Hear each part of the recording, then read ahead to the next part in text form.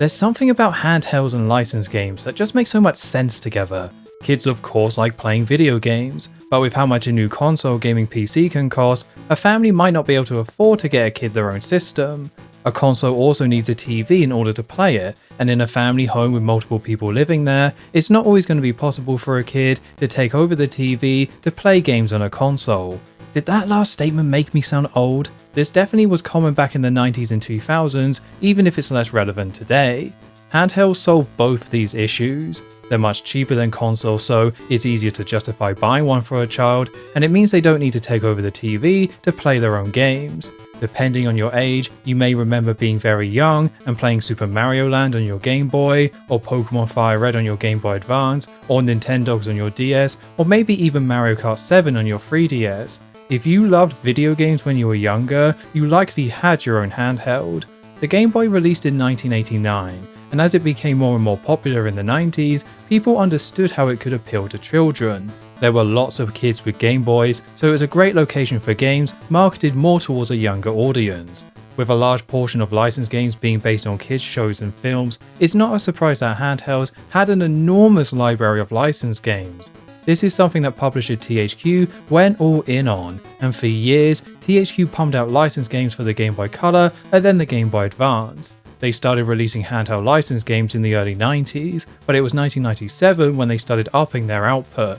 We got 5 licensed Game Boy games from THQ in 1997, and the list of their licensed games grew massively after that. From 1997 up to 2005, THQ published 117 games across the Game Boy, Game Boy Color, and the Game Boy Advance. Outside of a few exceptions like Sonic Advance and Banjo-Kazooie's Grunty's Revenge, these were mostly based on non-gaming franchises. I only counted up to 2005, but it didn't stop after that year. THQ switched to the Nintendo DS and continued to churn out even more handheld licensed games.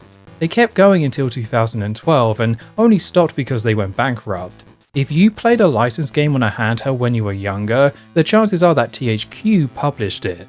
If we jump back to the early 90s, when Acclaim was publishing Simpsons games, they also made sure to always pump out new Simpsons games on handhelds. They made 5 Simpsons Game Boy games, with 4 of them being original titles, alongside 4 games for the Game Gear. By the late 90s, Fox Interactive had taken the reins for Simpsons games, and were handling the franchise a bit differently. They published 2 PC games, which were debatably not even games, and that's all they ended up publishing themselves. Starting with The Simpsons Bowling in 2000, they switched to licensing out the Simpsons brand to other video game publishers instead. THQ were a staple of handheld licensed games, so would be a perfect partner for Fox Interactive if they wanted their brands on the Game Boy. In April 2000, Fox Interactive and THQ announced they had signed an agreement for THQ to publish Game Boy Color games based on properties owned by Fox. This included the Croc games, Aliens, Buffy the Vampire Slayer, and of course, The Simpsons. This led to the eventual release of the game we're looking at today, The Simpsons Night of the Living Treehouse of Horror. This was announced in April 2000, and was scheduled for release by the end of the year. There wasn't much revealed about the game afterwards. The main acknowledgement of it existing at all was it being listed in Nintendo Power's Game Watch forecast for the rest of 2000. I couldn't find any other previews from that time, but more details of the game were listed on THQ's website as early as December 2000. This listed the game's name as The Simpsons Treehouse of Horror, and said it would feature 6 levels, which wasn't quite right, as ultimately the final version of the game had 7. This does also list 6 members of the Simpsons family being playable, which also didn't end up being true. In February 2001, there was a preview for the game on IGN, which was written as if Marge and the comic book guy were speaking to the reader about the game. This confirmed the full name and final release date, which was the end of March 2001 in America and a month later in Europe. The game was seemingly delayed from the end of 2000 to March 2001, and that's a bit weird, considering it's based on the Treehouse of Horror episodes of The Simpsons, which are very much tied to Halloween. If I can wildly speculate here, it feels like THQ wanted to release the game for Halloween when they first announced it, they weren't able to get it out in time, but just released the game in March anyway. I can think of 2 reasons why they would do this, rather than waiting for the next Halloween. 1. The Game Boy Advance was right around the corner.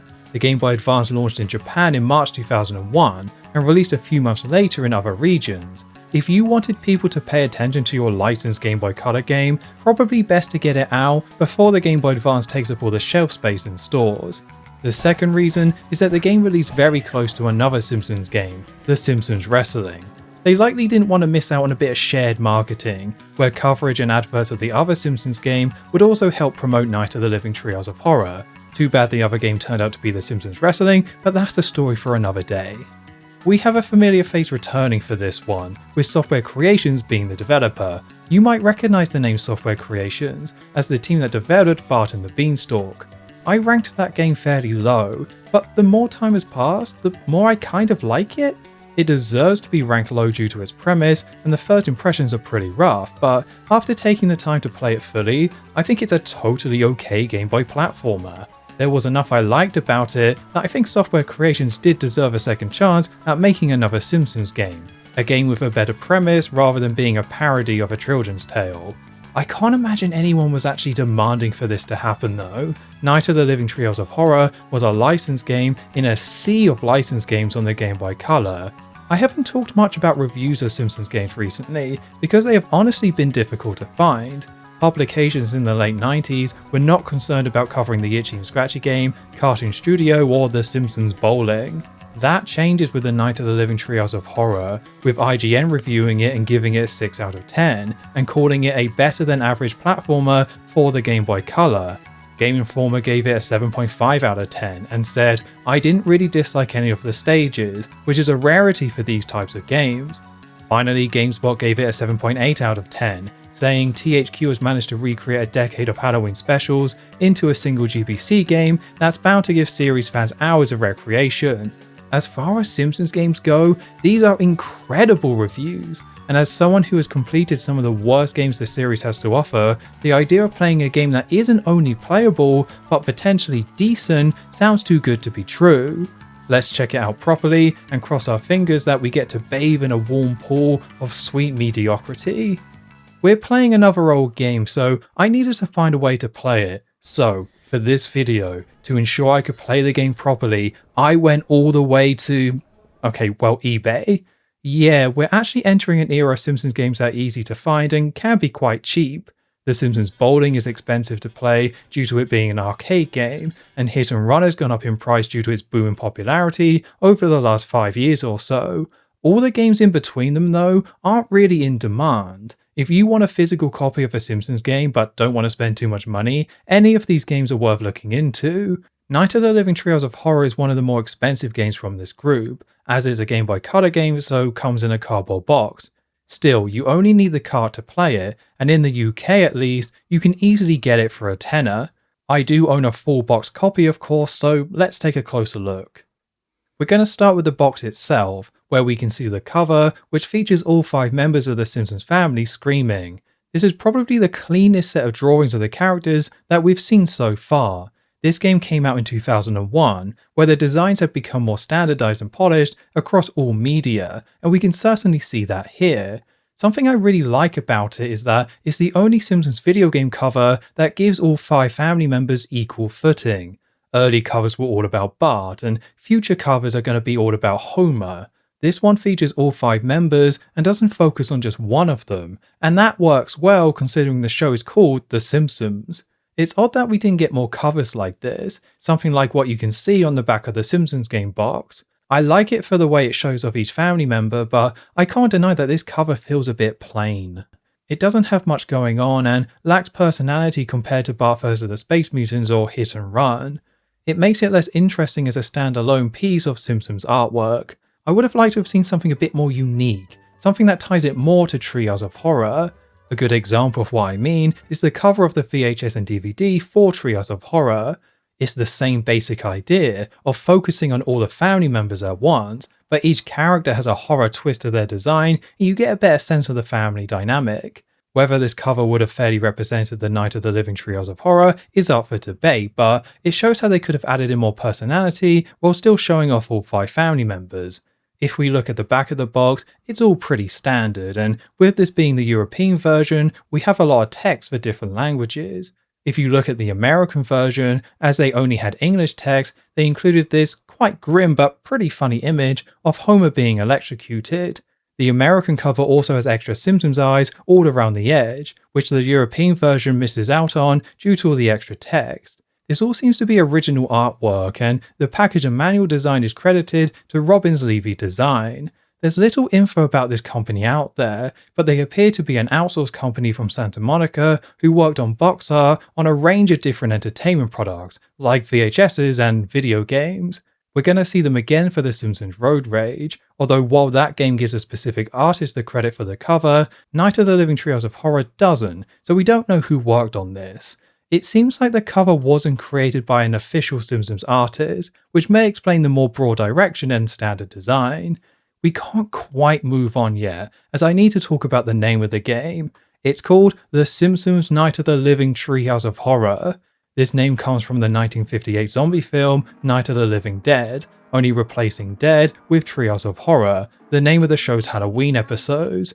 I don't think you can classify this as a pun. There's no real connection between the word Dead and Treehouse of Horror.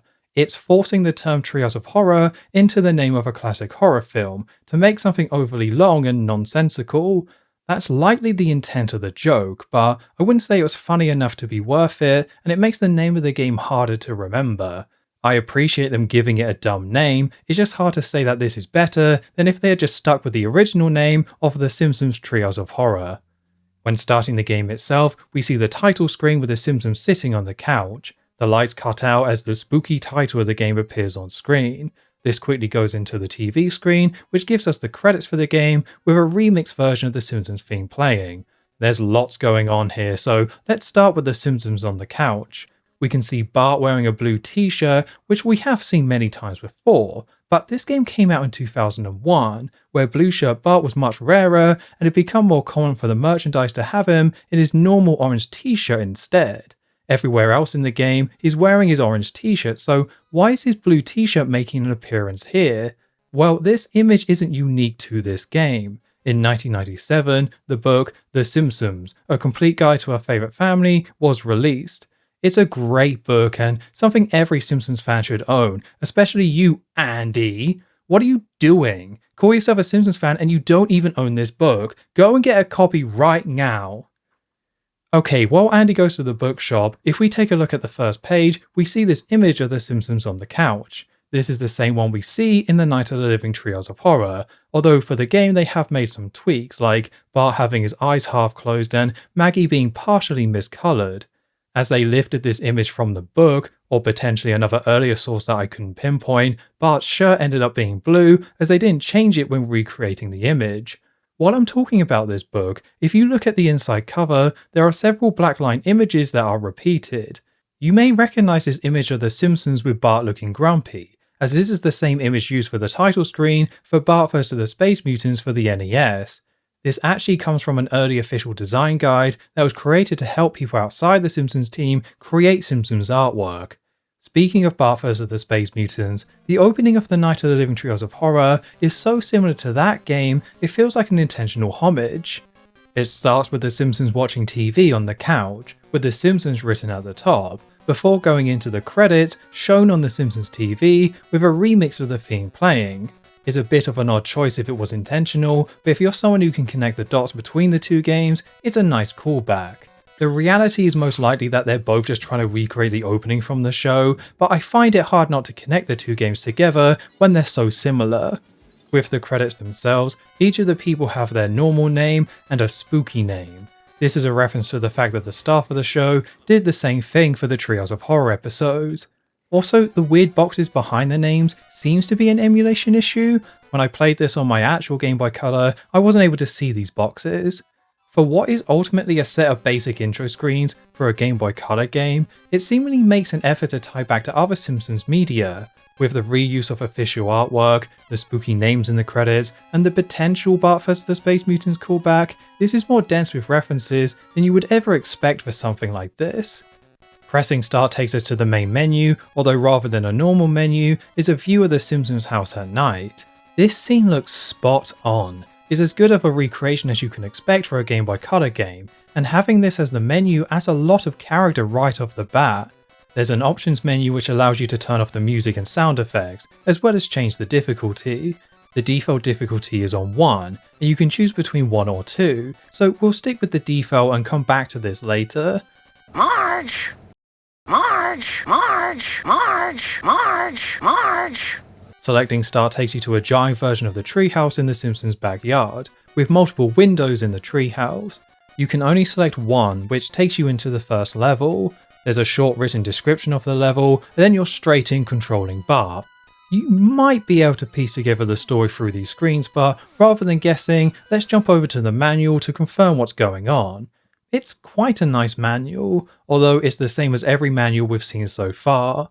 It's a few pages explaining the controls and different levels, with different stock images of the Simpsons placed all over. I have to point out this image of Skinner, as it's pretty funny how they took this stock image and tried to make him more evil. The introduction pages give us our story. Next to this image of the Simpsons is green skeletons on the couch. Marge has a lightning bolt as part of her skeleton here, which is something we saw back in Cartoon Studio on the PC. I missed the reference when I covered that game, and have since found out it's a nod to Bride of Frankenstein, something that I should have picked up on, as in Treehouse of Horror 2, Marge can be seen with a lightning bolt in her hair. This can also be seen as a couch gag for Treehouse of Horror 3, which is exactly where this image comes from. For the story itself it reads, "It's Halloween night, and the Simpsons are telling ghost stories in Bart's treehouse. During Homer's tale of the legless horseman, the headless horseman, everyone has fallen asleep. While sleeping, the entire family becomes involved in an out-of-body experience, drawing their spirits into the world of the Treehouse of Horror, where every day is Halloween. The Simpsons souls are trapped at the base of the tree. The only way to escape the twisted dimension is to climb to the top of the tree and re-enter their sleeping bodies. Help Bart, Maggie, Lisa, Homer and Marge reach the top of the tree before it's too late." Excuse me. I'm fine. Each level of the game is a different Treehouse of Horror segment, so as a framing device to explain why that's the case, I guess it does its job.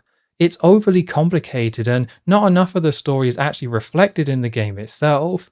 I think a story where the game is just a set of nightmares would have been fine, or even a meta story where you're simply playing through different Treehouse of Horror episodes. Just have something that's more clear within the game. The game doesn't set up the story very well, but this only really has an impact later on after you beat the game, so we'll discuss this more later. Back to the game, each level is a treehouse you can select, and there's only one available at the start. It's a level called Bad Dream House, which sees Bart exploring a haunted house. This is based on the Treehouse of Horror segment from Season 2, which is also called Bad Dream House. You couldn't ask for a better way to start this game. Recreating the first ever Treehouse of Horror shore is a really nice way to kick things off. The goal is to get to the attic and rescue Santa's little helper from the ghost. There are enemies everywhere and you have to check different rooms to find fuses and keys to gain access to new rooms. The graphics here are nice and colourful, and Bart here looks largely correct, although it's hard not to notice that they gave him a giant head. It's a bit of a cutesy art style, rather than trying to match his proportions from the show. There's surprisingly a specific reason why he looks this way, which isn't necessarily an artistic choice. Software Creations made a trilogy of Rugrats games for the Game Boy Color before Night of the Living Treehouse of Horror, these being the Rugrats movie in 1998, Rugrats Time Travelers in 1999, and Rugrats in Paris the movie in 2000. Comparing those games to this one, it's clear that this is almost a reskin of those Rugrats games. According to the cutting room floor, they were built using the same engine, which isn't hard to believe. It means the character models in the Rugrats games had big heads because they were all babies and big heads were a part of their design. They created Bart in the same engine, so seemingly had to create him in the same art style. So what we have here is a Game Boy Rugrats baby version of Bart. It's a weird design choice, but somehow has an explanation. It seems like Night of the Living Treehouse of Horror is a spiritual successor to those Rugrats games, so to understand the proper context of this game, it seems only fair to play the Rugrats games before diving deeper into this one. I'm going to give my quick thoughts on each of them, so we know what we're getting ourselves into. Also, as these games came out after Bart and the Beanstalk, I'm going to say whether I think they're better or worse. In an ideal world, each of these games are better than Bart and the Beanstalk and get better with each entry, so we can be confident that Night of the Living Treehouse of Horror is the best of the lot. Let's see if that's really the case.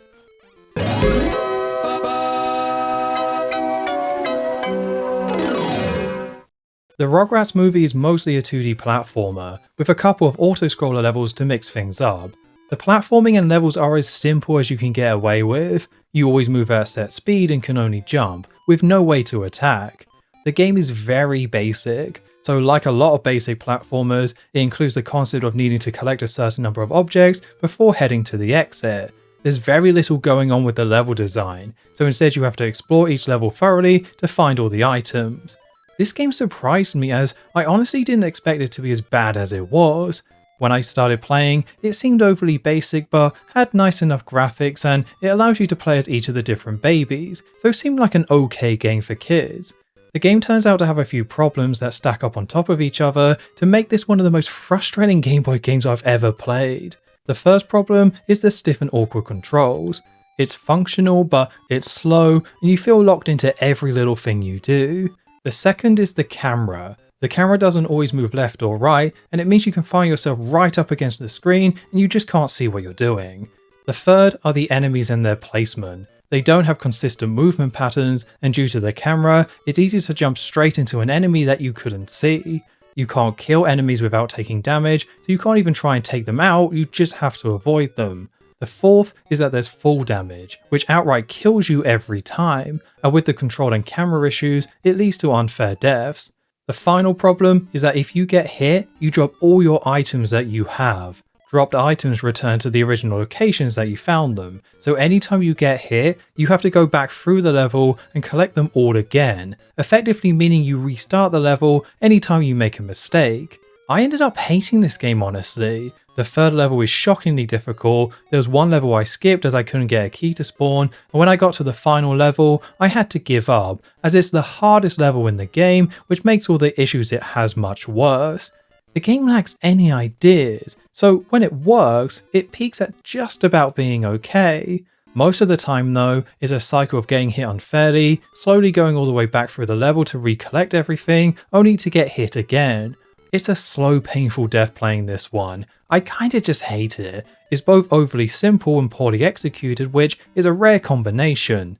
It's a clear step down from Bart and the Beanstalk. Something very much went wrong between the two games. I can only hope the next one is better and has some redeeming qualities.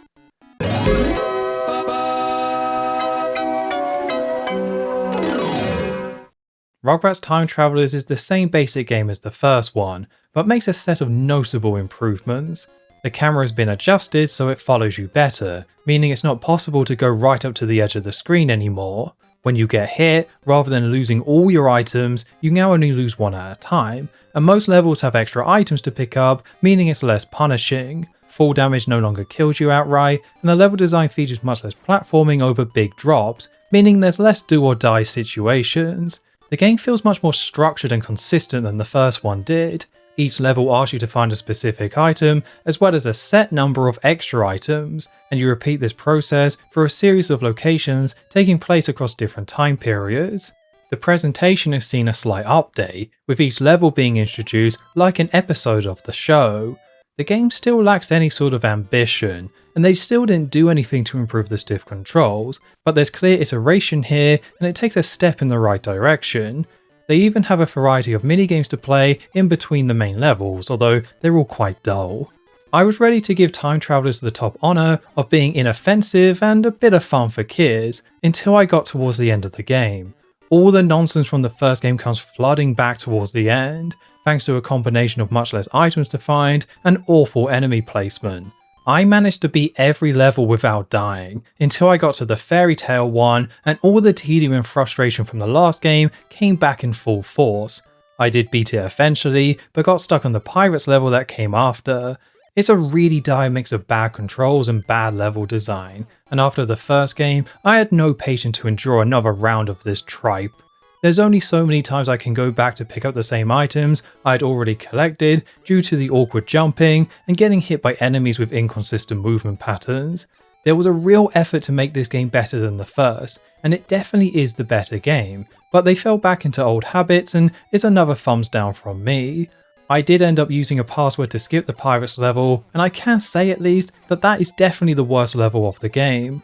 After the pirate level, there's a circus level which is tedious but beatable, and a couple of easy minigame style levels, and then the game's over. It comes close to being better than Bart and the Beanstalk, but thanks to the fairy tale and pirate levels, I can't say it's a better overall experience.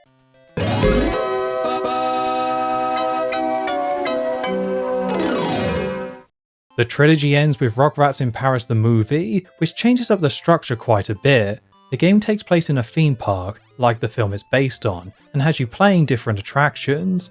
These are split into the main rides and mini games, where you need to earn tickets from the mini games to play the main rides. The main rides are the proper levels, which are mostly platforming stages, although do include flying a plane and riding in a minecart. For the mini games available, well, none of them are particularly good. They're a bit more tricky than you would expect, and it's easy to make a mistake. Luckily, you can still earn tickets quite easily, and you're not forced to play a specific minigame. You can play any of the minigames you've unlocked. There's a fishing one that I just mashed the D-pad to get a high score every time, and doing this gave me a lot of tickets.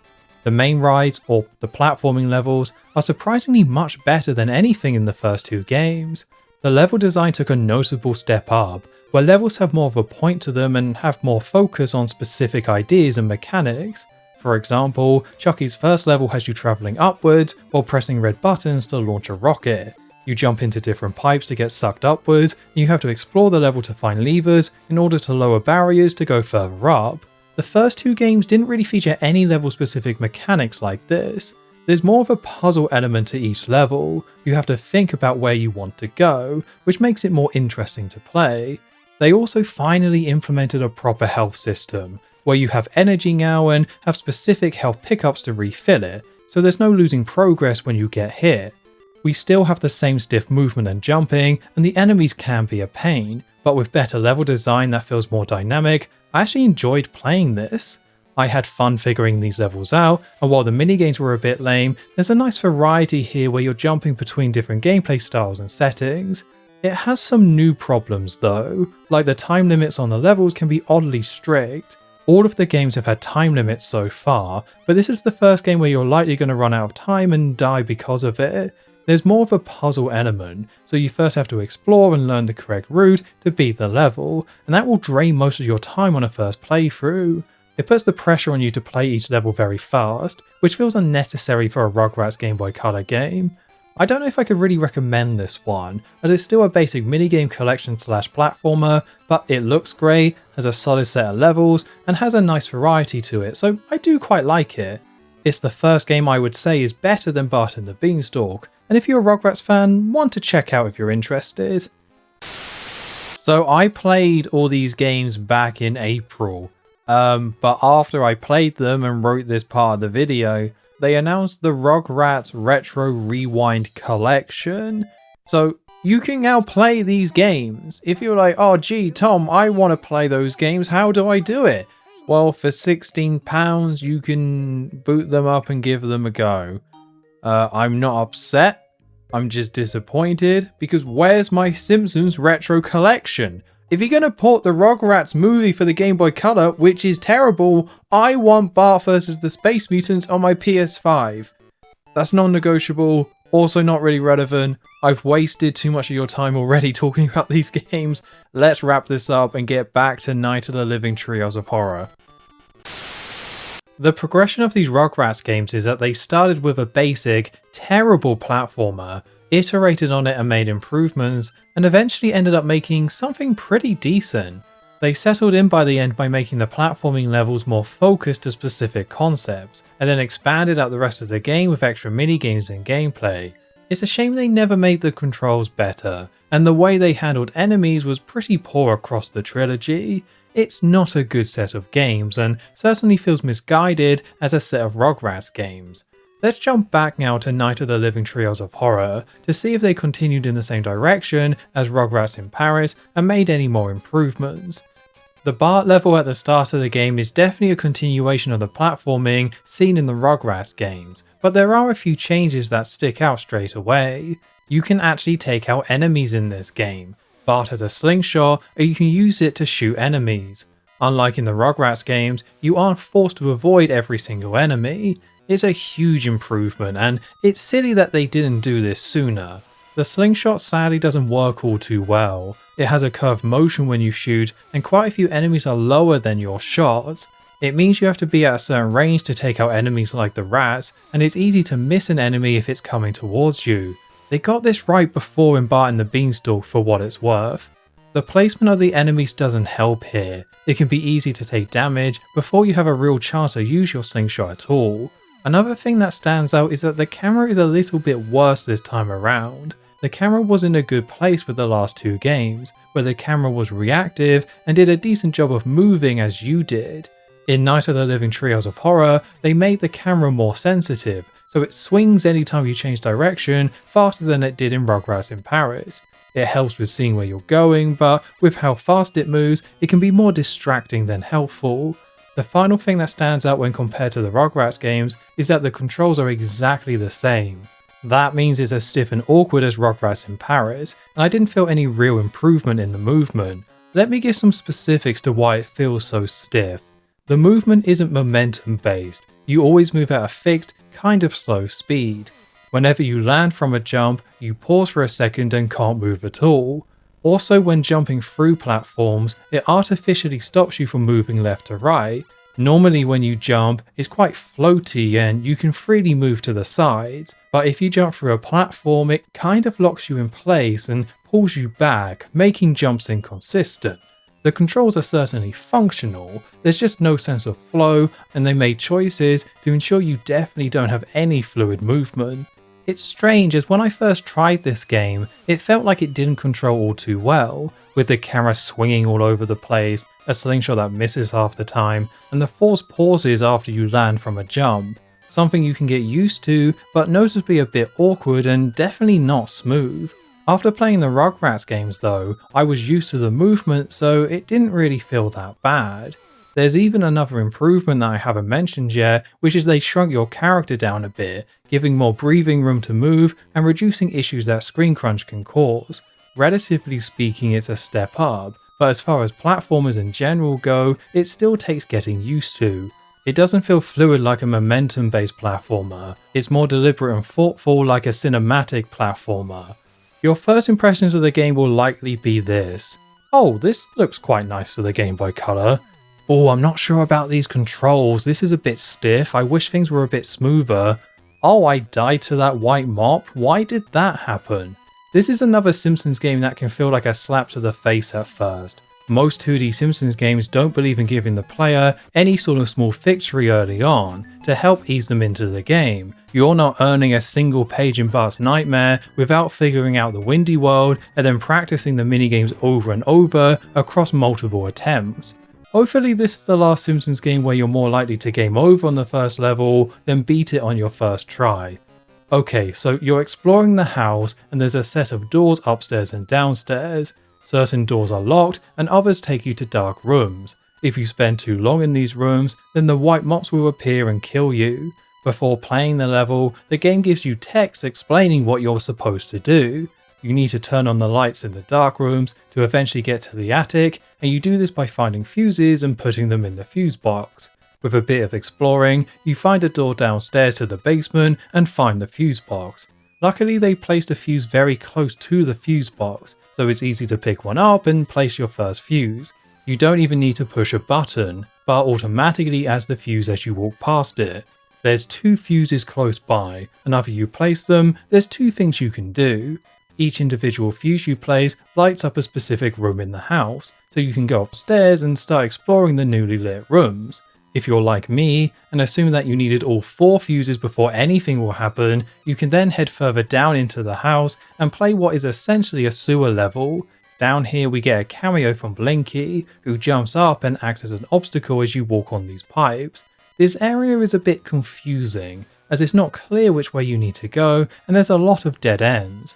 You need to move the camera up and down to try and understand where the different platforms even are. It's a bit directionless, but eventually you will find a blue key. Grabbing this causes the green slime to start to rise, and you need to climb quickly back up as it rises. If you don't hang around, you can grab the blue key and leave without even seeing the green slime at all.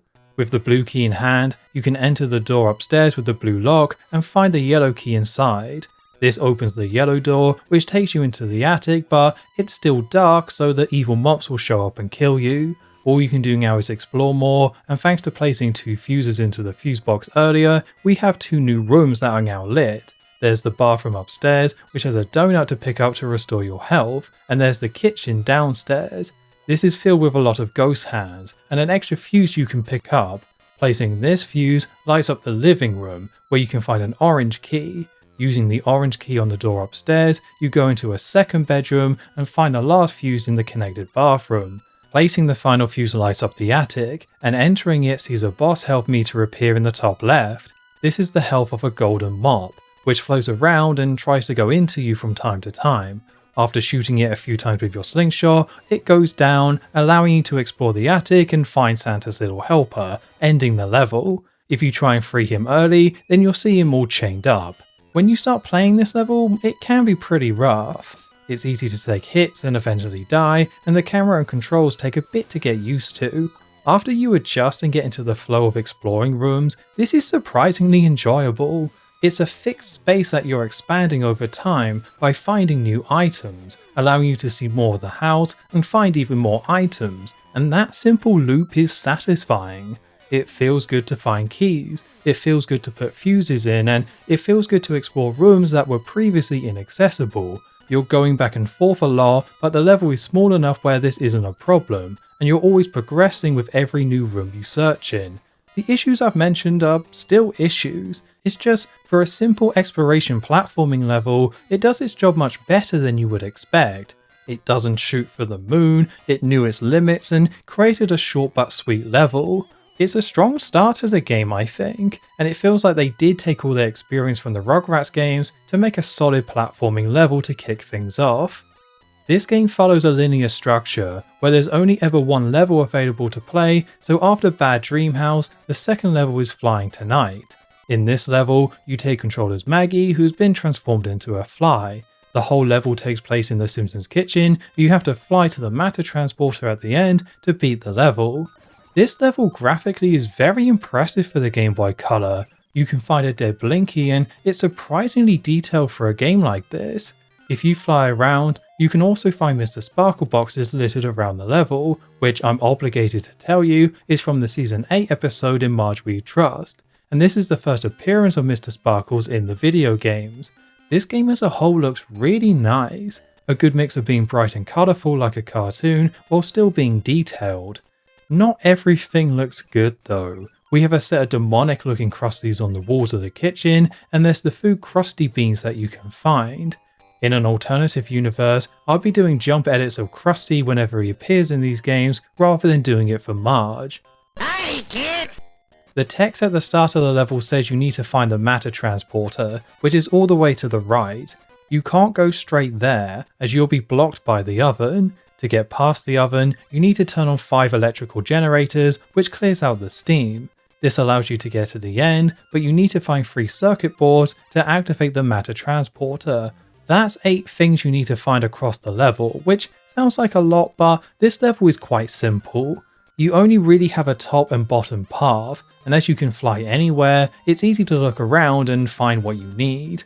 The only things in your way are a selection of bugs, which can be a bit tricky to avoid, but are never blockers. There's really very little to this one. It controls decently, so it's easy to get around, and there's very little to see and do, apart from Krusty Beans, of course. The main appeal of this level is to see the Simpsons kitchen from the perspective of something quite small, and with the graphics being good and the different references they included, it definitely does its job. Speaking of references though, the whole idea for this level may ring a bell if you know your Treehouse of Horror. This is very similar to a short from Treehouse of Horror 8, Fly vs. Fly. In the short, Homer purchases a matter transporter which Bart uses to try and become a fly superhero. Bart ends up switching heads with a fly, causing Bart to be tiny and the fly to be giant. He then has to get the fly back into the matter transporter with him to get his body back. Flying Tonight is essentially the same concept, only it's Maggie instead of Bart. A short level based on Fly vs. Fly was a really good idea. They just then decided to swap out Bart for Maggie. To jump ahead a bit, they gave every main member of the Simpsons family a level where you can play as them. So far we had Bart in Bad Dream House, and now it's Maggie in an alternative version of Fly vs. Fly. We're only 2 levels in and we're already seeing changes being made to the shorts which I don't think were necessary. The Bad Dream House level would have made more sense to play as Marge rather than Bart, as she's the only one that didn't get possessed in that episode and confronts the spirit directly. The design of the house in that level also doesn't really match up with the episode. You can see there's wooden paneling on all the walls, and there are specific colours used in areas like the kitchen, but looking at the game, you can see none of this really matches.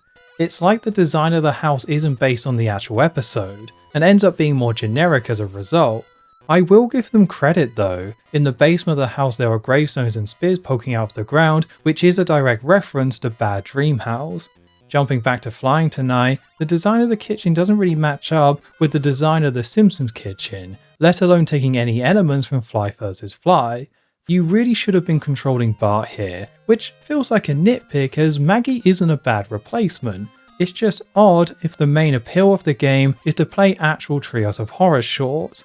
If they needed a level where you played as Maggie, it would have been nice to see a level based on Starship Poopers, where Maggie is revealed to be a half alien. Crawling around as Maggie with alien tentacles would have worked well and been more faithful to the show. There's a bit of a mixed message with the game, where sometimes they put in the effort to reference something specific, something for the fans to enjoy, and in other areas it's like they made choices to separate these levels from the actual Treehouse of Horror episodes. It's not a deal breaker, more an inconsistent approach of how they translated the show, which leads to some things feeling a bit off if you really know your Simpsons. After beating Flying Tonight, we start the 3rd level, Plan 9 from Outer Springfield. This time we're controlling Marge, who uses a gun to fight off zombies.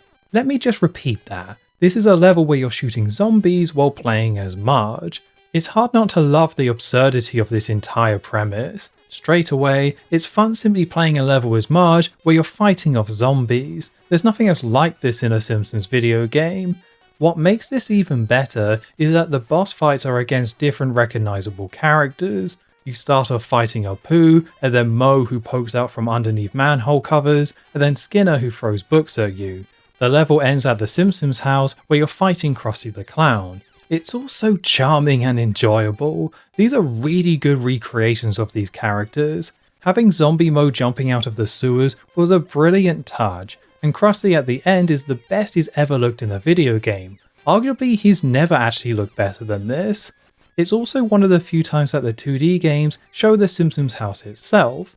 We got a good look at it in Virtual Springfield, but outside of that, it's oddly rare to see the famous house in the 2D games. You see it a lot in Bart's House of Weirdness because the game is structured around exploring that house.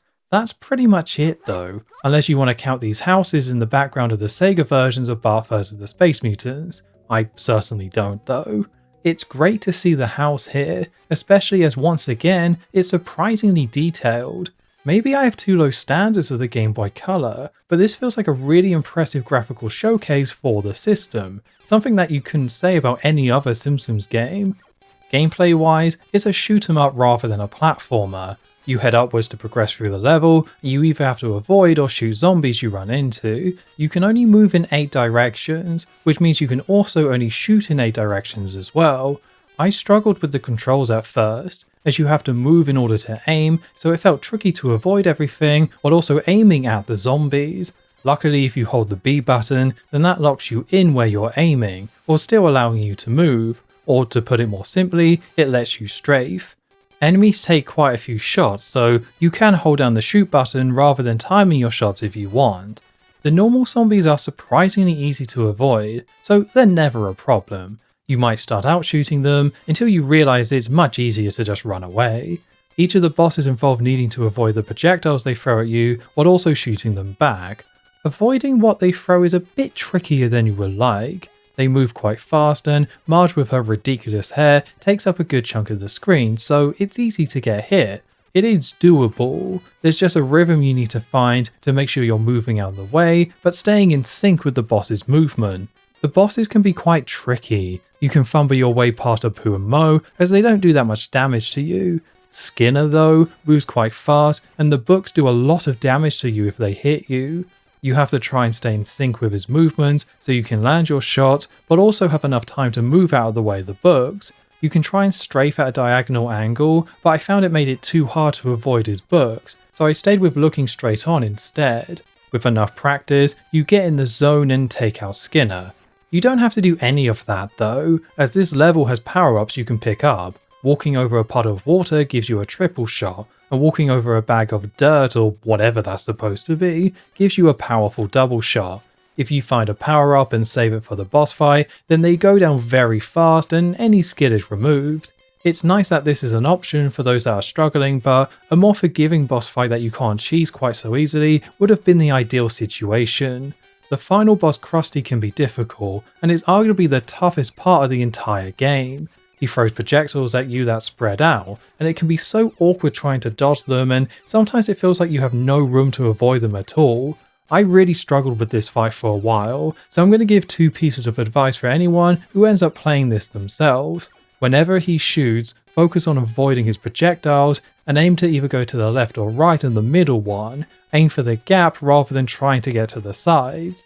The second tip, and this is one I didn't realize for ages, and that's to make sure you're not shooting all the time. When you're firing your gun, you're moving slower, and this makes it harder to track Krusty, or any of the bosses for that matter.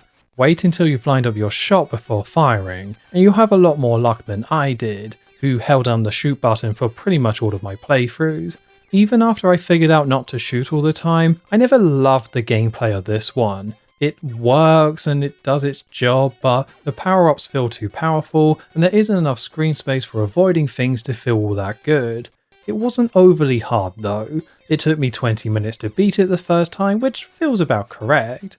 It's worth noting that this game uses a password system, and you get a password every time you beat a level. If you get stuck on a level like I did here, it means you can keep trying it using your password until you figure out its tricks and how you're meant to play it, and it means you don't need to replay the rest of the game to get another shot. With this level being all about shooting zombies, and this game using Treehouse of Horror episodes to inspire each of its levels, you may assume that this is based on the short Dial Z for Zombies from Treehouse of Horror 3. It's one of the most iconic Treehouse of Horror episodes, and this is one of the funniest shorts, so of course they would make a level based on it, right? Well, that assumption is incorrect. Outside of featuring zombies, this level has little to connect it to the short. None of the designs of the zombies match. You play as Marge rather than Homer, and you're using some sort of sci-fi gun. The clue for what this level is meant to be is in the title. It's called Plan 9 from Outer Springfield, which is a play on the 1957 sci-fi film Plan 9 from Outer Space. It's a pretty awful film, but has gained a reputation of being one of the first films that is so bad that it's actually good. The film itself is about aliens attempting to contact Earth by resurrecting the dead and turning them into zombies.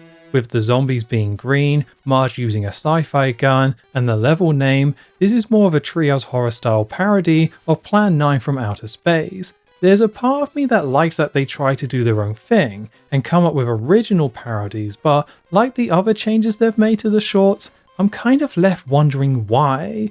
Dial Z for Zombies was right there, and with a bit of reworking, this level could have easily been a remix version of that short. Make Homer the playable character, tweak the color of the zombies to be lighter, add in Zombie Flanders, and you're done. The changes they made don't have a big negative effect, as the game still very much feels like a series of Treehouse of Horror shorts. I just find it difficult to get on board with all the changes. My guess for what happened with this level is censorship. Making the zombies more alien-like and giving Marge a sci-fi gun would have helped them to keep the age rating low. In the UK this is a 3+, and in the US is an E for everyone, which feels pretty essential for a Game Boy Simpsons game. That's only a guess though. Maybe Software Creations were just big fans of Plan 9 from Outer Space and thought it'd be funny to see Marge fight off alien zombies. Next up we have Vlad All Over. This is another platforming level where you take control of Homer and have to explore a castle to find Mr. Burns. Oh, and Mr. Burns is a vampire, so you have to take him out so he stops attacking the people of Springfield. This level is based on the short Bart Simpson's Dracula from Treehouse of Horror 4. While you're controlling Homer this time around, this controls exactly the same as Bad Dream House. Same camera, same awkward pause after jumping, and while you have a garlic attack rather than a slingshot, it functions the same. You have individual sections which can be quite open, with lots of vertical platforming, but there's always one specific way you need to go. The first section of the level has you work your way to the bottom, where you open a gate and leave. This section seems to be intentionally basic to introduce you to how this level is going to work. Each level is more open with more jumping up and down, and you need to find levers to open gates so you can progress. The next room sees you heading upwards, and as soon as you start climbing, a series of vines starts chasing you. If the vines catch you, then it's an instant death, so you have to jump up quickly onto each platform to escape. The timing is quite tight here. There's a couple of spots where you can choose to jump on one of two platforms, and if you take the wrong route, then you won't be able to make it. The route isn't complicated though, and it's quite well balanced, where the vines are always just behind you putting the pressure on, but it isn't overly hard to make the jumps to stay ahead. It does raise the question of, does this type of time platforming challenge make sense with the more stilted controls, but let's talk about that in a bit. After escaping the vines, you're on top of the castle and have to jump along the wall while avoiding the knights with lances, blue swords and arrows. It's very straightforward. Jump at the right time and make sure you don't land on anything you shouldn't. The arrows can feel a bit cheap, you don't have a way of ducking to avoid them, and their hitbox is much bigger than the arrows themselves. After that, you're back into the castle with another large room. You start at the top, and you have to get to the bottom to go through another gate.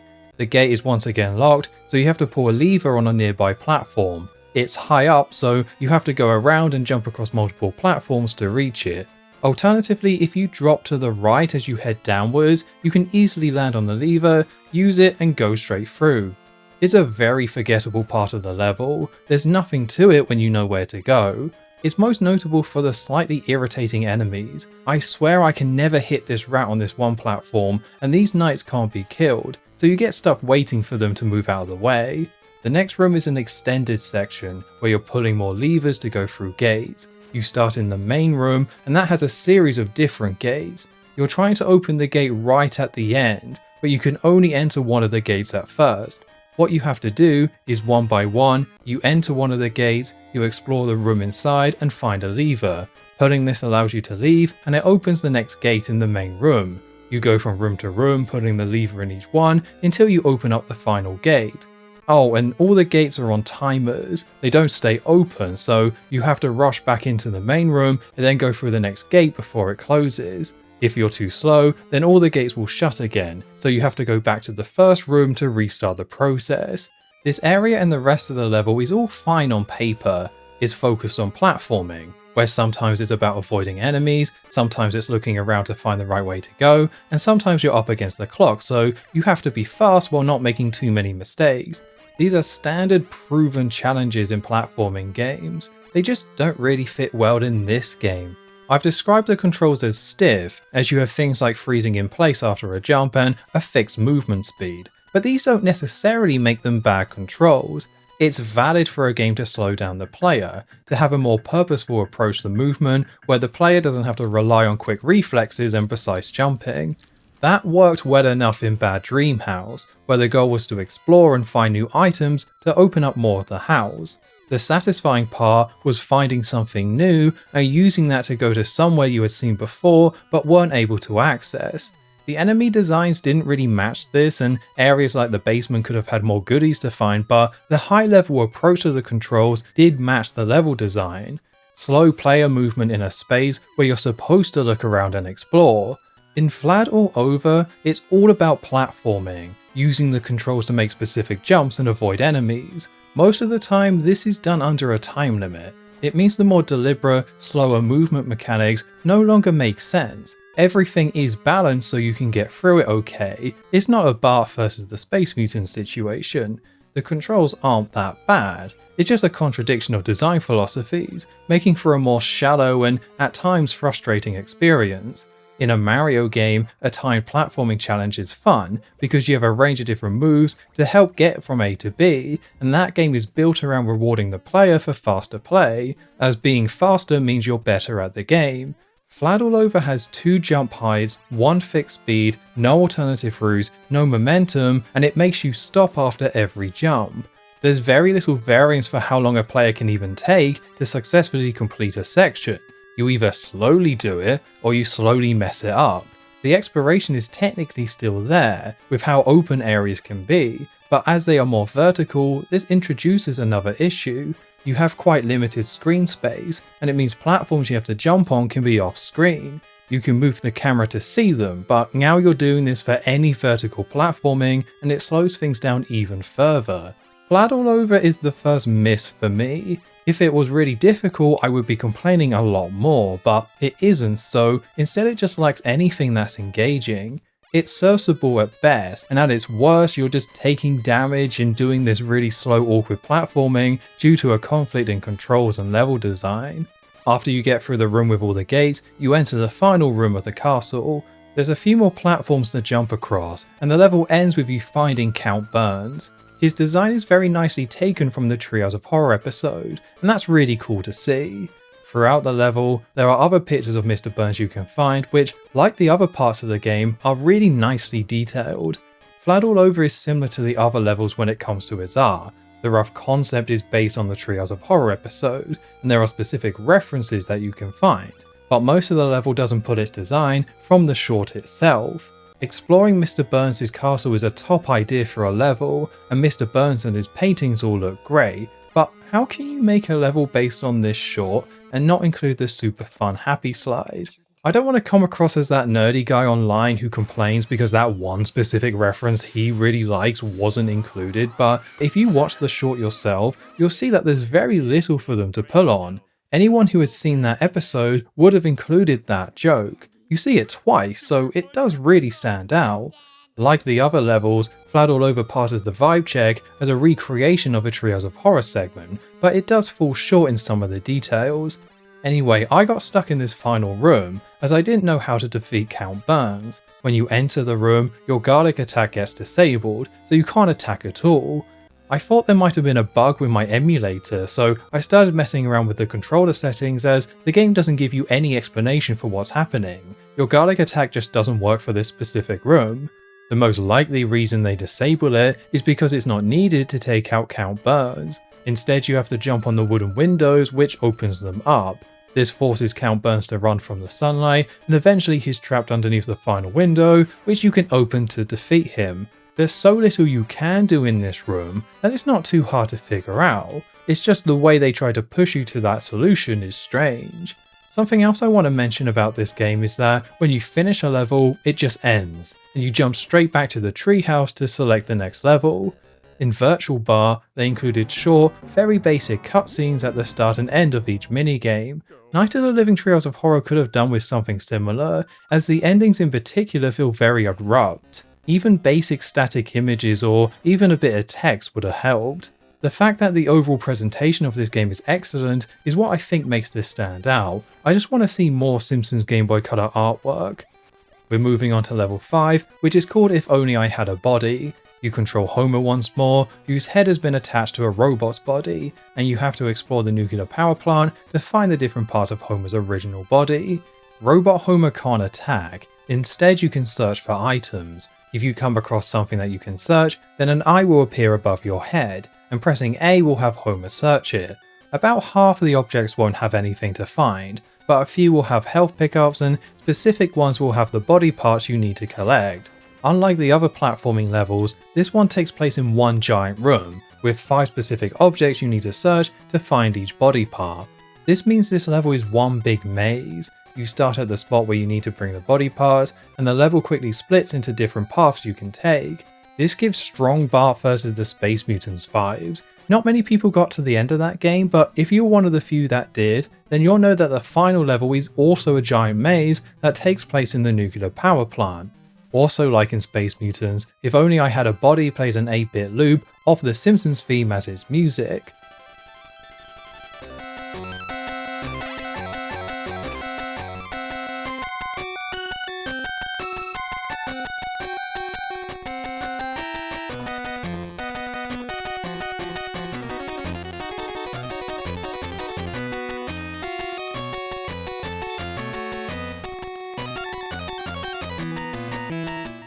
About half the music across the game is different remixes of the Simpsons theme, with the style of the song matching the theme of the level.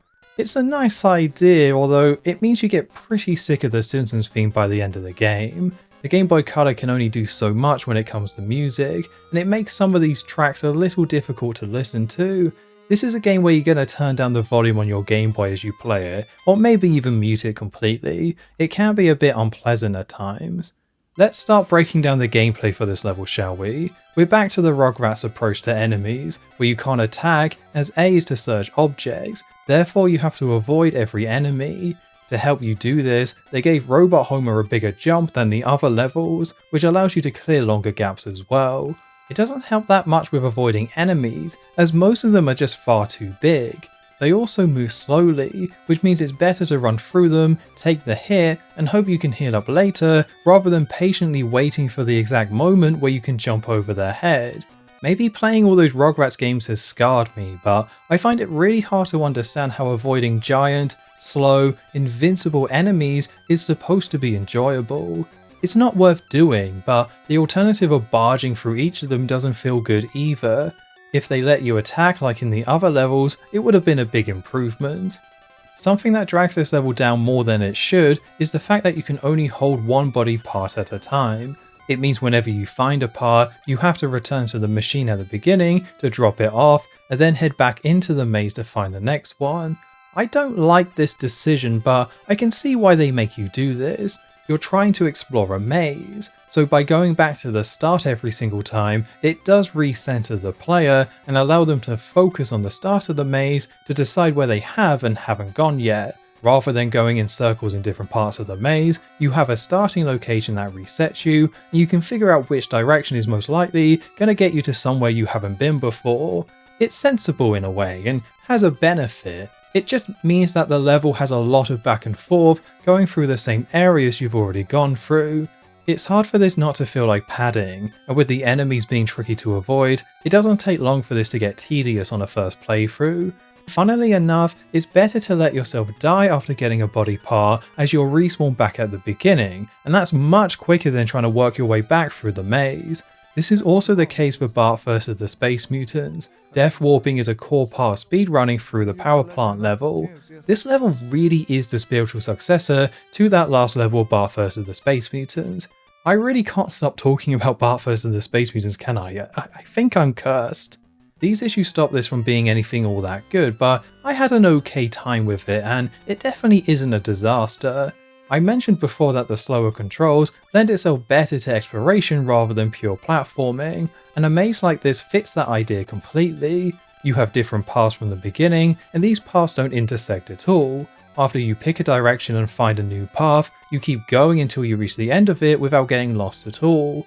As an example, if you go right from the ladder at the start and jump across the gap, the rest of the path from there is linear, and there's only one way to go until you reach a body part. You're more trying to find the start of each path rather than navigating an interconnected maze. It's a smart design choice that gives an illusion of a complicated maze, but after a bit of time exploring, it's easier to understand what's going on and where every body part might be. So this is a level based on a short from Treehouse of Horror 2. This short doesn't seem to have a name, but it's the one where Mr. Burns puts Homer's brain into a robot, only for the robot to be as lazy as Homer is.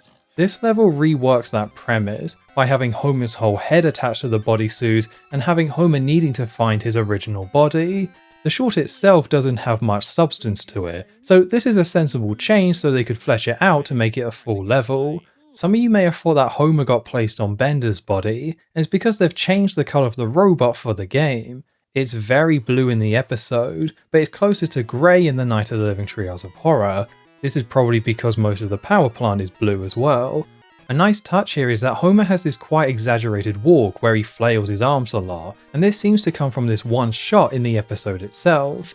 This level also addresses a complaint I had just a few minutes ago, where instead of just ending, there is an animation of Homer posing after he gets his original body back. The level name, If I Only Had a Body, is quite a specific reference. In the Treehouse of Horror episode, you can hear Mr. Burns hum this song.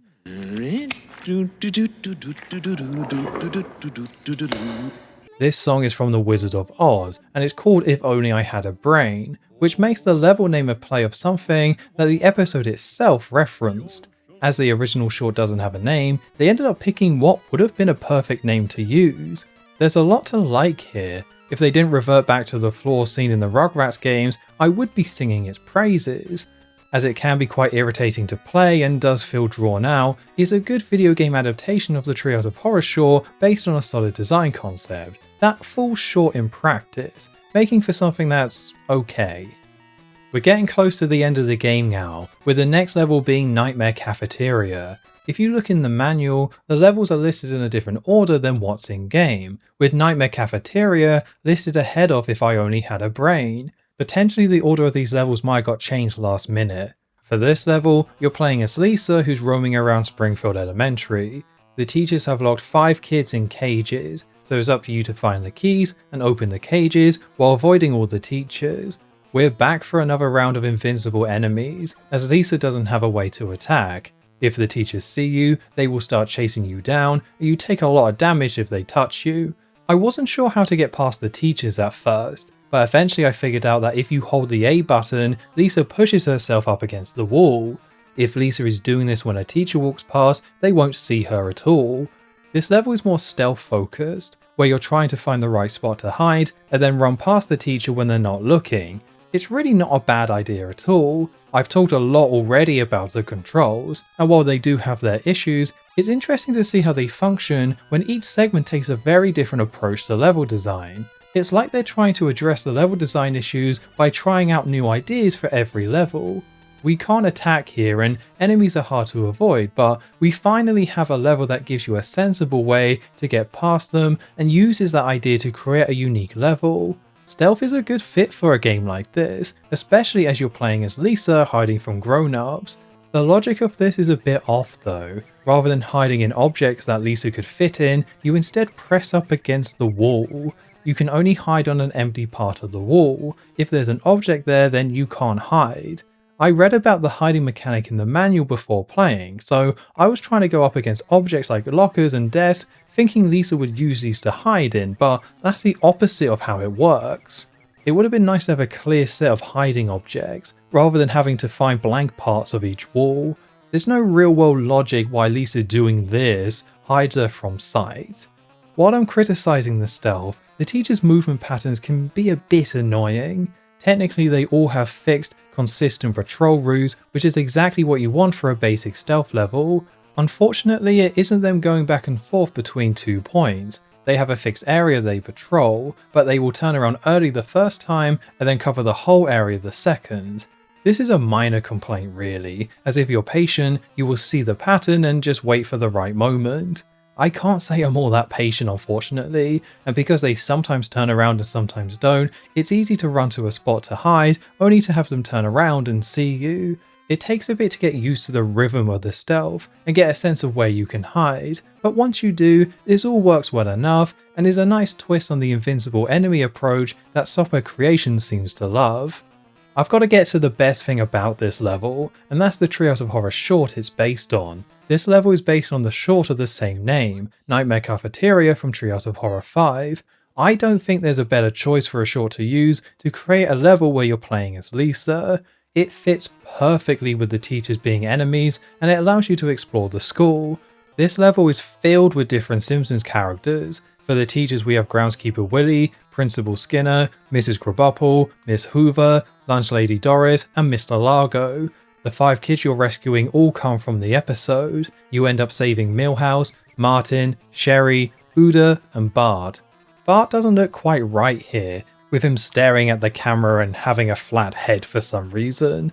This is a level that just ticks all the boxes for recreating the show. It looks great, takes place in a recognizable location, and has 11 different characters to see. This level feels like the template for the rest of the game. How you can take a Treehouse of Horror short and create a level that's faithful to it, both with its gameplay and how it represents the world of the show.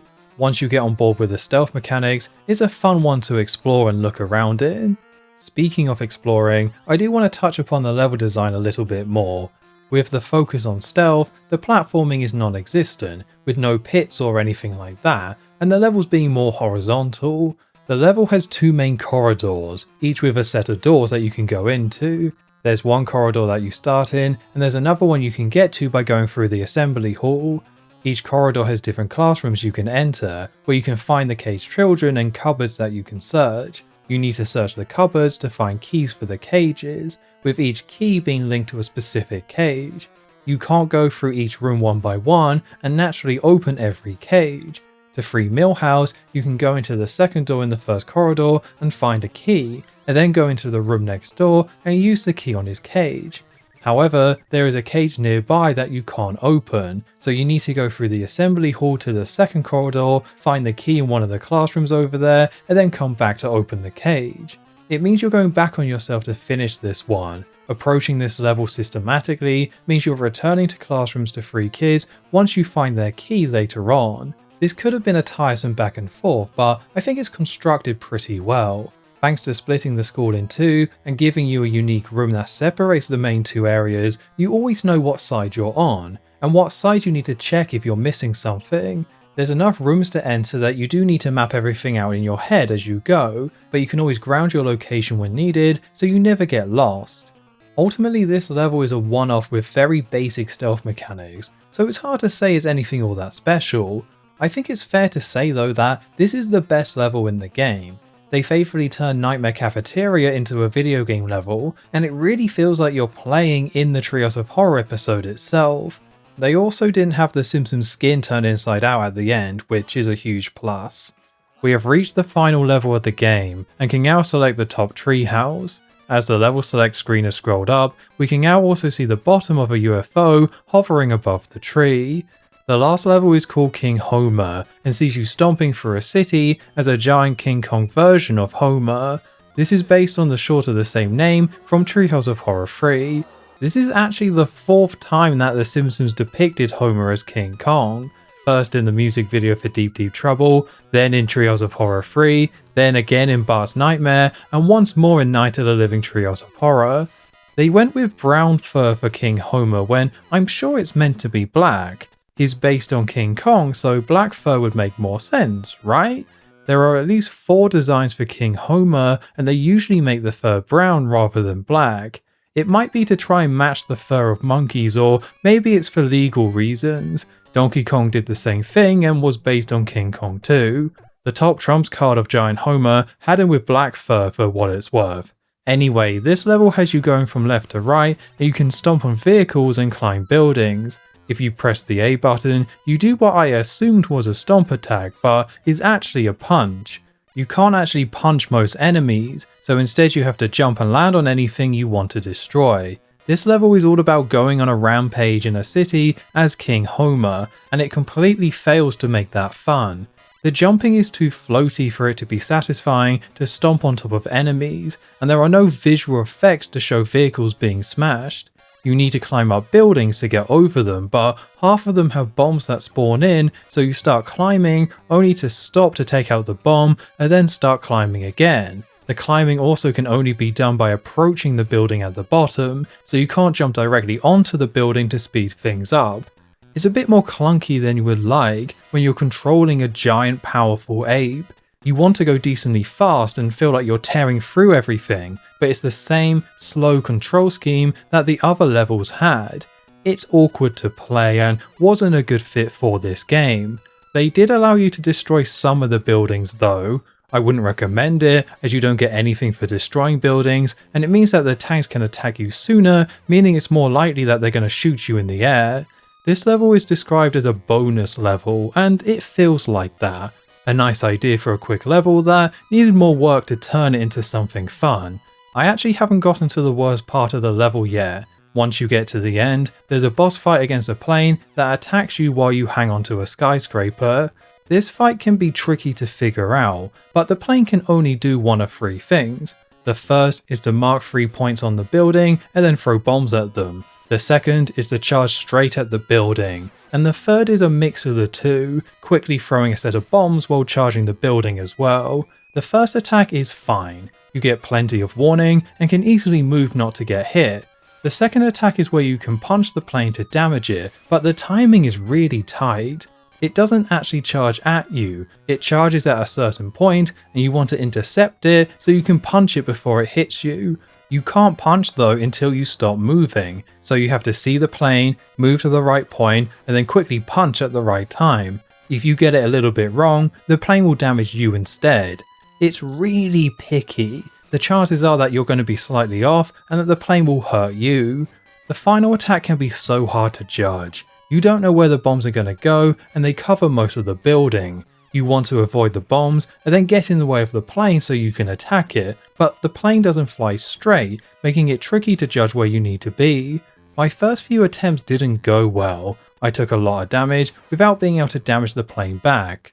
Sadly, if you do die, there's no checkpoint, so you have to replay the rest of the level to try this fight again. There's only one health pickup across the level, which means if you take a lot of damage on the way to the boss, you're immediately at disadvantage because you're going to have less health. I've played much more difficult levels than this, but there was something about this one that was miserable. It starts out as a cool idea, only for it to feel awkward and unsatisfying to play, and then you're stuck in a cycle of replaying the whole level again to play a boss fight that is needlessly precise. So as I was editing this video, I had to go back and grab some more footage of the game, and I discovered something that would have made this like so much easier. So before I said that there was only one health pickup in the level, and that's true, I didn't lie, I swear. But you do find these donuts, like donut shops. Now, like, I always thought that maybe there was... Homer, stop it. I thought that, like, surely these should drop donuts or something, right? But it turns out they don't drop any donuts, but if you go up and punch it, you might be able to notice right at the bottom there, I am regaining health. This is the only thing in the entire game that works this way. So I was trying to like destroy this donut shop to make like donuts drop, but they don't drop. So I assume, oh, these don't do anything. I'll just ignore them. But no, like you can just totally punch these things and it will just heal you. You have to like tap it. But like I completely missed this. I didn't even know this was a thing. So I have complained about this level. I will complain about it a bit more after this. But just an FYI, if you're going to play this level, you can save yourself a lot of headache and stress by just like punching these donut shops and you can get as much health as possible. A little bit weird, a little bit strange, but I wish I knew this when I was playing the game. So now I'm passing that knowledge and this dance that is doing onto you. I encountered my first proper game over when playing this. There is a lives and continue system in the game, only rather than calling them continues, they call them retries. If you run out of lives in a level, then you can use a retry and start the level from the beginning. You get 5 retries during a playthrough, which in theory is plenty. This game uses a password system, and it turns out your password stores how many retries you have. If you lose a retry while beating a level, the password you get at the end will include that you're missing a retry. I got to the final level with only 1 retry left, so I found myself hitting a proper game over quite easily. It sounds quite bad, but this is actually a minor issue. With this level having no checkpoints, getting a game over really is no different to losing a life. The game saves the last passwords you've entered, so you only have to confirm it on the password screen and can jump straight back into the level you were on. I don't think it was a good idea for the passwords to store how many retries you have, rather than always giving you 5. But its effect is minimal, and not relying on battery saving makes physical copies of the game hold up better than some of the other Game Boy games. Let's finally finish this game. I did figure out how to beat this level, so let me give you some tips. On the way to the boss, don't destroy any buildings, jump up and wait for the bombs to fall before climbing up, and while you can punch things, it's best not to. For the plane boss, you want to stay one spot down from the top. The quicker bombs only go in 2 set locations, so you either want to go high or you want to go low. I found the bombs normally go low, so when that happens, move one up and then focus on punching the plane. If you're having trouble punching the plane when it charges straight without tossing the bombs, it's better to avoid it than risk taking damage. It really is the charge and quick bombs that make this so hard, and once you're able to identify when it's a high set of bombs or a low set, then it is beatable. After punching the plane a few times to destroy it, you're allowed to climb up to the top where King Homer finds Marge. Marge! After using her as a yo-yo, the game cuts back to the treehouse. Each of the members of the Simpsons family fall out of the tree, and one by one they get sucked up by the UFO. That ends the game. It cuts back to the title screen like you've booted the game for the first time. The game feels like it just stops. There was technically a story here about the Simpsons being trapped somewhere in the tree, so this cutscene does technically conclude that as you escape and then get abducted by aliens. It's hard to get anything from this though. These are reused character sprites that just get moved upwards to try and create a cutscene. It doesn't feel like you beat the game, more the game ran out of content to show you. Bart and the Beanstalk has nice full screen images to tell its story, and the Rugrats games did something similar. If you beat the game, you get unique Game Boy artwork of the characters. I don't know why they dropped that here. You also know what this means? There's no Kang and Kodos in this game based on Treehouse of Horror. If the end of the game is the Simpsons being abducted by the UFO, it would have been nice to get an image of Kang and Kodos as the last thing we see. Between King Homer and the weak ending, it means the game ends on a low note. That doesn't take anything away from what the game did well before, but it means the game is less likely to stick with you after you finish it. It raises an interesting question about stories in these types of games. People like to talk about stories in games like Mario and say things like, it's nothing all that deep or interesting. I always find these comments strange as I feel like it doesn't take into consideration the context of what the game is and the purpose of the story. Night of the Living Treehouse of Horror is a good case study of what happens when there is no story, and the result is that there's a lack of connective tissue to tie together the experience and make it feel rewarding to beat. It's the difference between a game feeling complete and a game that feels like an arbitrary collection of levels, and it's a cautionary tale to why you do want some story in these games, even if it's simple and uninspired from a storytelling perspective. I was a bit unsatisfied after beating Night of the Living Treehouse of Horror. Unfortunately, the game doesn't have much replay value. You can put the cartridge in an older Game Boy to see the screen saying it isn't compatible with it. That's something, I guess. There's no secrets to find or anything new to see on a second playthrough. You've seen everything if you've beaten the game. Each level lacks any sort of extras or fluff. There's nothing new to come across after you finish a level. You can go for a high score, but there's no leaderboard, and the game doesn't display your score during the ending screens, making it a pointless exercise. There is one reason to replay the game, and that's to beat it on the higher difficulty. Remember that difficulty setting in the options? Well, we've been playing on 1 this whole time, which is the easier difficulty. If you want a harder time, you can play the game on 2 instead. On the higher difficulty, the majority of the game remains the same. The level structure is unaltered, and what you need to do and where you need to go doesn't change. The big difference is that they increase the number of enemies and hazards in each level. Where there was 1 enemy before, you may now find 2 of them. Some of the empty spaces have also had enemies added to them. There's about double the amount of enemies, maybe a tad less. If you're playing the game for the first time, do not play on the second difficulty. Dealing with the enemies can be the worst part of the game, with the way the jumping works and your attacks needing to be oddly precise. More enemies just means more wasted time as you're trying to explore and figure out each level, which is a bit annoying. When I started a playthrough on difficulty 2, I was dreading it after seeing that the enemy count had increased. However, as I had played the game a lot already, I knew what to do and got through it with very little issue. Once you know where to go and have a good sense of how to avoid enemies, having extra enemies around doesn't change all that much. It's technically harder, but not in a tangible way if you've learned how to beat every level. There is one level that didn't add any more enemies, and that's Nightmare Cafeteria.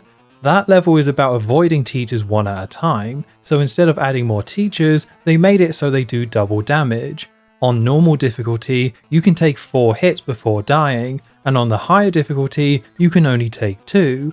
It's a smart choice, as more teachers would have just wasted more time, but you still need to be extra careful not to get spotted. I do like that they put effort into the higher difficulty by updating the enemy placement and only changing how much damage you take when it makes sense to. King Homer is still awful though. More enemies means more damage that you take getting to the end, which means less health to take on the boss, which means replaying this level more. If you do beat the game on difficulty 2, you don't get anything for your effort. Same underwhelming ending, with no acknowledgement of you playing on the harder difficulty. So you can replay this game if you want, but you won't get anything for doing so. The lack of replayability, combined with the poor ending, makes the game set itself up to be forgotten.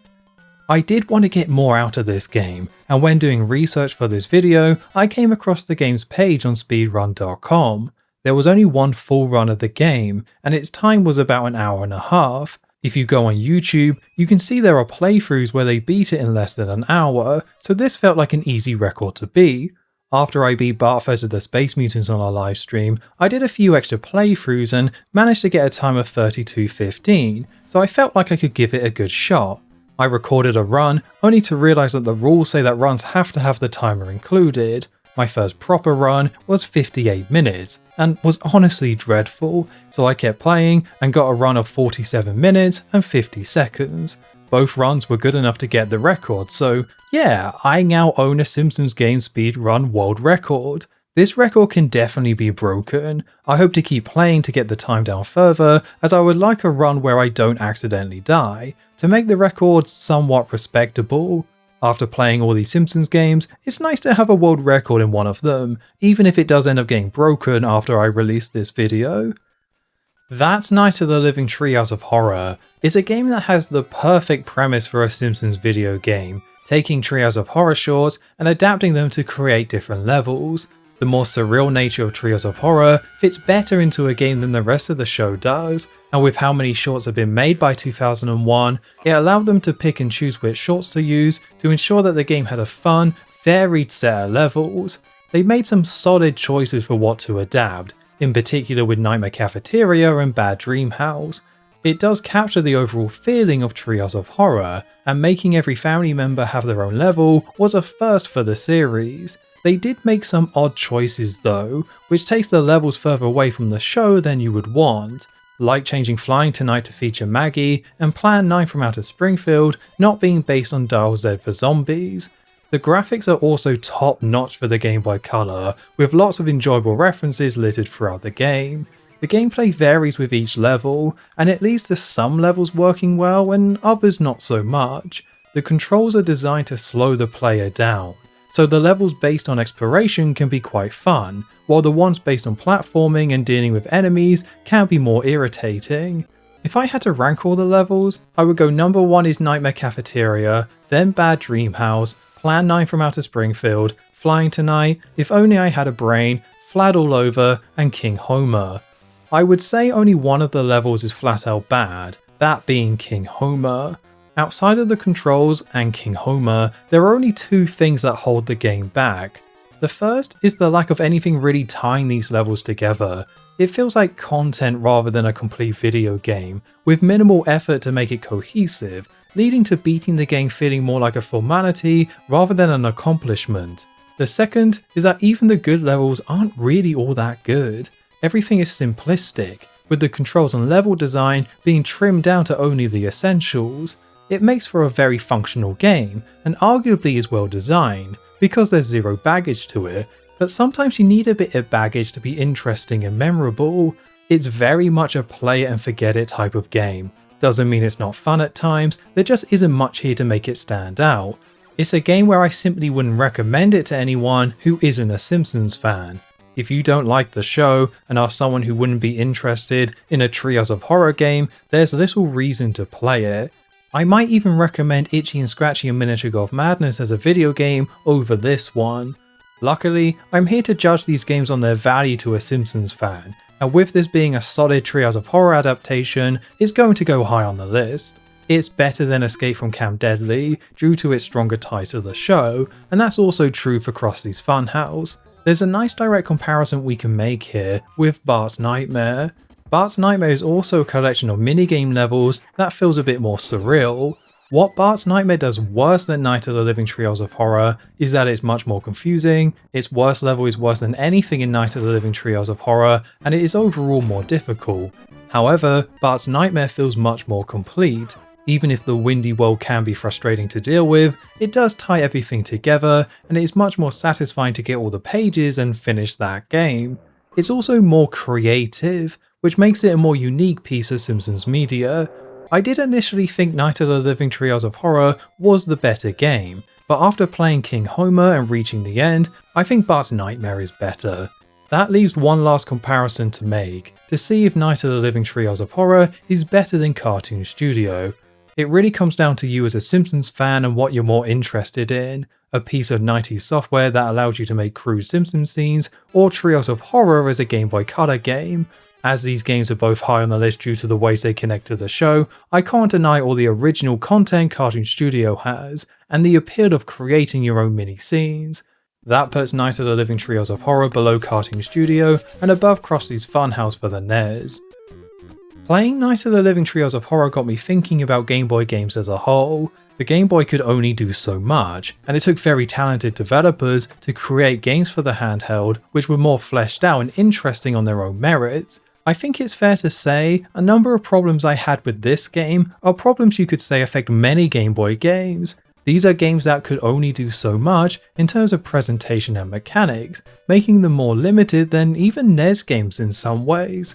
The Game Boy's library was very top heavy. Outside of Pokemon, Tetris and the main Nintendo franchises, everything else kind of merges together. The N64 also had a top heavy library, but it also had less than 400 games in total. The Game Boy and Game Boy Color has close to 2,000 games, with only a select few really being remembered. There are hundreds of Game Boy games people don't talk about, and Night of the Living Treehouse of Horror exists within that group. Not bad enough that it's worth pointing and laughing at, and not good enough to join the leagues of the big Nintendo games for the handheld.